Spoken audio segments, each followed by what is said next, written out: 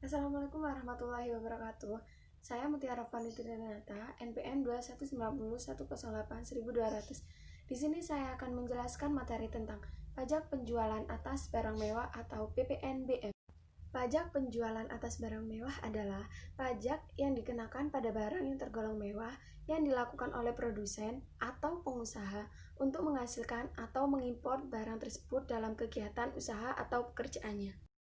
Pajak ini merupakan pajak yang dikenakan oleh pemerintah untuk menjalankan fungsi keseimbangan pembenaan pajak antara konsumen yang berpenghasilan rendah dan berpenghasilan tinggi, serta pengendalian pola konsumsi atas barang kena pajak yang tergolong mewah. Tujuan pengenaan PPNBM berdasarkan penjelasan pasal 5 ayat 1 UU PPN nomor 42 tahun 2009. Pertama, perlu keseimbangan pembebanan pajak antara konsumen yang berpenghasilan tinggi dan juga konsumen yang berpenghasilan rendah. Yang kedua, perlu adanya pengendalian pola konsumsi atas BKP yang tergolong mewah. Yang ketiga, perlu adanya perlindungan terhadap produsen kecil atau tradisional.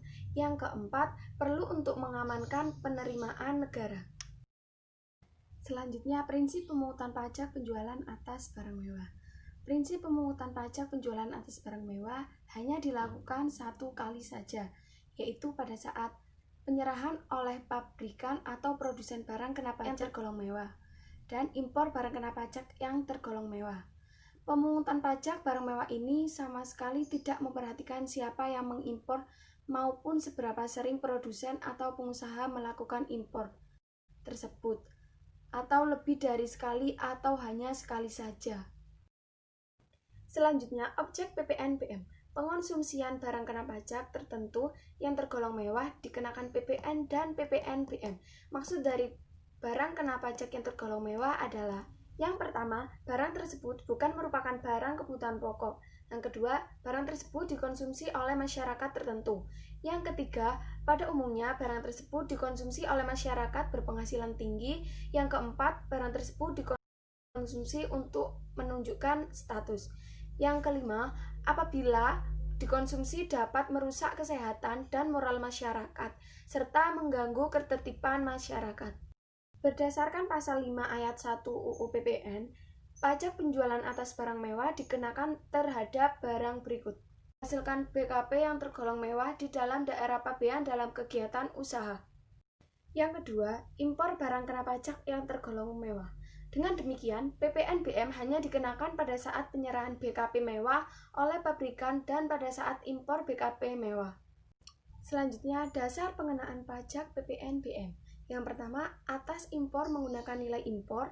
Yang kedua, atas penyerahan di dalam daerah pabean yang menggunakan harga jual, penggantian, atau nilai dasar yang dipakai sebagai PPN atau PPN dan PPNBM yang terutang. Pajak penjualan atas barang mewah.